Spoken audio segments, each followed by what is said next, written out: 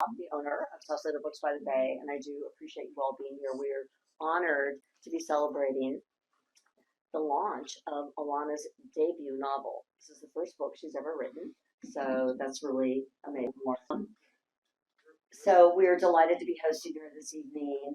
The Weaver is an incredible book, and it is so much about connecting to spirit and a higher consciousness, but it's also a riveting tale. And it's almost difficult to know where to start because there's so much here. But let me just say that I don't know how many of you know Allona, but she's come a long way from getting her BA in art history at Cal and her master's at Columbia in art administration. One of the questions we'll talk about later is what made you start writing? How did this happen? But we're really delighted to have her here this evening and to be celebrating this amazing debut novel. So it is essentially about, as the cover says, a woman discovers all she's ever wanted after losing everything. She has a very bad accident. She suffers perhaps from amnesia. She ends up in this situation where she has no idea who she is anymore. I don't want to be a huge spoiler because I don't know if everyone's read the book, but she ends up in a situation where she totally remembers nothing. She doesn't know her name, doesn't know her past. She was the CEO of a very successful tech company. It's all set in the Bay Area in Northern California, which makes it a fun book to read. And this is about her journey in rediscovering herself. And one of the key messages, which we'll talk about, is she sort of had to lose everything to gain everything and to figure out who she really was. So it's very poignant, but it's what did, I mean, so to start out, what did inspire you to write this without giving away the whole theme? But it is about spirit and higher consciousness and getting in tune with yourself and many, many important messages. My whole connection to the spiritual world, to the spiritual realm, has been an incredible gift in my life. And I've always had it since I was a little child, since I can remember. So, during COVID, we had finally time to think about things and not to hop on planes all the time as I did during my career as an art dealer. I became more and more inward and more connected to nature. And, living here in Marin and being connected to nature is an incredible gift for the spirit. And so I thought, well, what would be a wonderful way to share those revelations that I have with people? And I thought, why not write a book? I've always loved writing. I just never had the time to sit down and write an entire book, not to mention that it's a daunting idea to write an entire book. At least it was for me for a long time. Well, no sooner did I have that intention.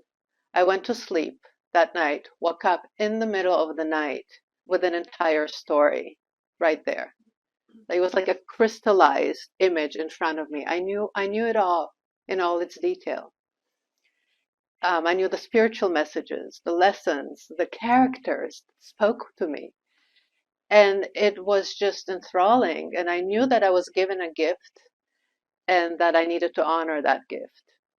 So starting from the very next day, I sat down. I would go into meditation because that's when I can really open up to that energy that I love to connect to. And wrote a piece each day. It was almost like taking parts of an orange, peeling off piece by piece, because I knew each piece. And that process was so rewarding for me because I got to connect at that time that I was writing. And it took 3 months. After 3 months, the whole story was there. The core of the story was there. It was about 160 pages at that time.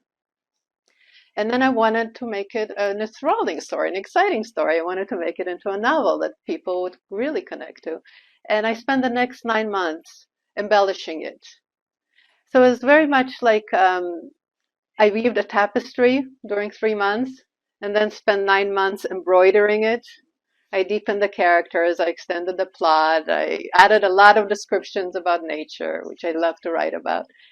And when I was done, it was a 270-page novel when I felt that it was complete, and that's what we have here now. It's a very good read. It's a very good writer. Let's talk about the title, The Weaver. Okay. Because Weaver is, as some of you know, it's very Greek mythology, folklore, fables, fairy tales. the Weaver character is very, very strong. Can you talk about that a little bit? Because Yeah, that's the role this Mariah plays. exactly. So that's really the core of the book. The Weaver is an archetype energy. It's common to many ancient cultures, from ancient Greeks, Norse mythology, African, even the Navajo tribes have. They all told the tale of a deity, a weaving deity, who repairs the world through magic or sometimes through cunning but really through good intentions.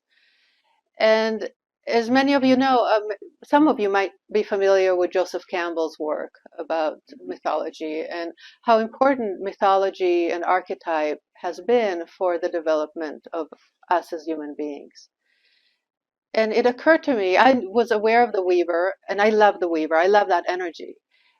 And it occurred to me that so few people in our culture, in our Western contemporary culture, are aware of her. It's as though she's been she sort of faded away. And so my hope in writing this book is to bring those energies back, to awaken them in all the people who will read the book and who will share those energies with the people they come in contact with. Uh, and that's who the Weaver is. And she's really, those energies are not just Weaver woman, they're in men and women.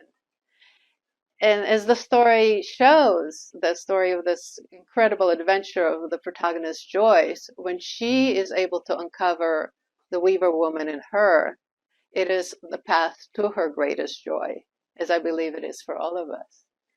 You can't just have the empirical, analytical science. There is a whole other level that Allona explores in this book, which is about trusting your intuition and creating your own reality, regardless of empirical data. Can you talk about that a little bit? I'll be really happy to talk about it.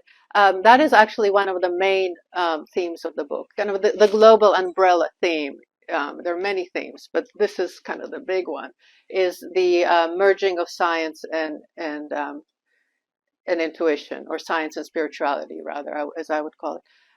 I once read this somewhere, and I think it's attributed to Dalai Lama. I'm not sure, but the quote was, "When science and spirituality merge, the world will be saved."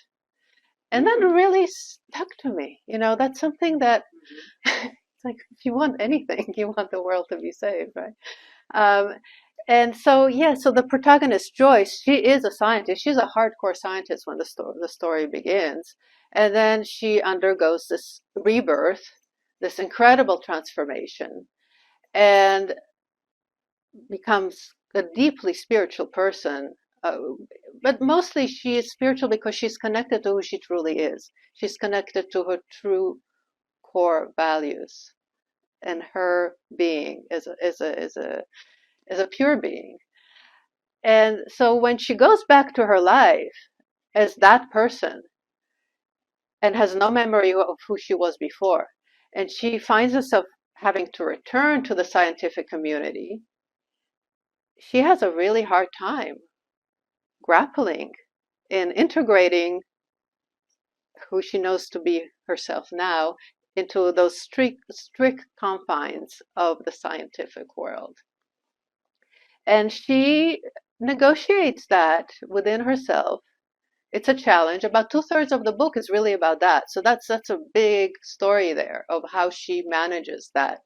And through her creativity, she finds a balance in her life. And, well, spoiler alert, at the end, she does find a way to integrate who she is as a spiritual being and who she is as a scientist, and finds her greatest joy. So I think that her journey is a map of how we as people, as human beings, and as a society can integrate those seemingly polar opposites in ourselves first, because that's really where it starts, and then in our world. I know that there's some people in this audience who have dedicated their life to working, their life's work to merging those two aspects of science and spirituality, and encountered some challenges and are figuring it out, and they really are an inspiration. Do you think that there's more of that happening today?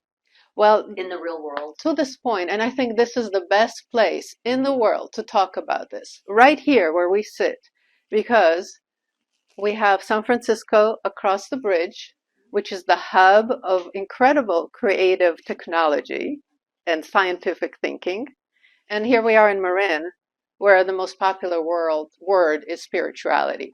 That is Googleable. It is. That's like Google told me that. Yeah. Apparently, each city, and you can check this out, has a word, and the word for Marin is spirituality. And here we have the Golden Gate Bridge connecting both. So the Golden Gate Bridge, what a golden opportunity to create that bridge between science and spirituality. And we are here. We are all here benefiting from that energy. One of the main themes of this book is memory, clearly. The protagonist is a scientist doing memory research. That was her life's mission. And then she finds herself in a situation where she loses her memory. So there's a questioning of what is memory? What is real memory? What is essential memory? And in my understanding, in my sense of connection to spirit, we are all amnesiac in a certain way. We all come to this world forgetting who we truly are. We're forgetting what unconditional loving beings we are and the unconditional love that is available to us. And what is really more important, that, remembering that, or remembering episodic memories from the past? Not to make light of people suffering from dementia or any of that. I mean, those are really dire, and we all need our memory to function clearly.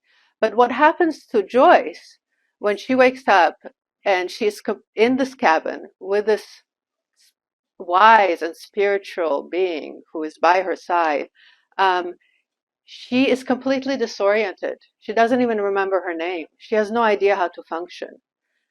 And so the weaver teaches her that there are other kinds of memories to connect to and shows her that in a way, her loss of her image from the past, who she was, her neurosis from the past, whatever she was carrying with her, was a gift that she can open up to other kinds of memories, other kinds of knowledge of herself, a larger and bigger sense of herself that is a universal sense of herself, which could be the memory of the goddess of all of us.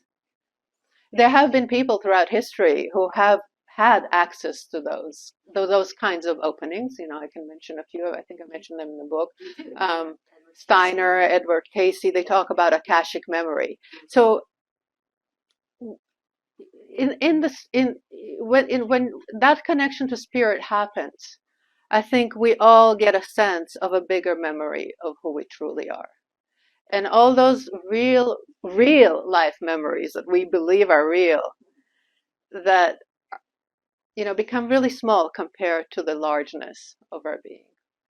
All the experiences from which she gets her learning are experiences with nature. Nature gives her those gifts. And, you know, essentially, there are 7 lessons. I only realized it after I wrote the book, basically. And there are lessons of personal qualities that she unravels through those experiences with nature. And these qualities build on each other.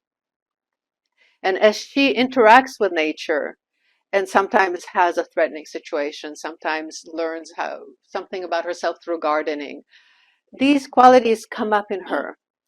And for the reader, and for me, while writing the book, going along this journey with her, I experienced these qualities in myself, and they became unraveled for me. And I got to think about what they really mean to me. So, and I've heard this from several friends here, also in present, that they also felt that while reading the book. They just learned so much about themselves. If there's one key message that you wanted people to take away from this book, what would it be? I've talked about a lot of little messages, that's but a great story. how would you summarize your purpose for, you know, what, not just what inspired you to write it, but what did you want people to take away? The lesson learned. I think ultimately that we are much, much more than what we all think we are in our daily lives. And that there is such truth and unconditional love available to us at any given point. And that truth leads us to our ultimate joy and ultimate gifts, and really the best life we can possibly imagine and create. And experiencing that through the adventures of this protagonist, Joyce, gives us, I think, an inkling of what is possible for our own lives. Well, it is a gift.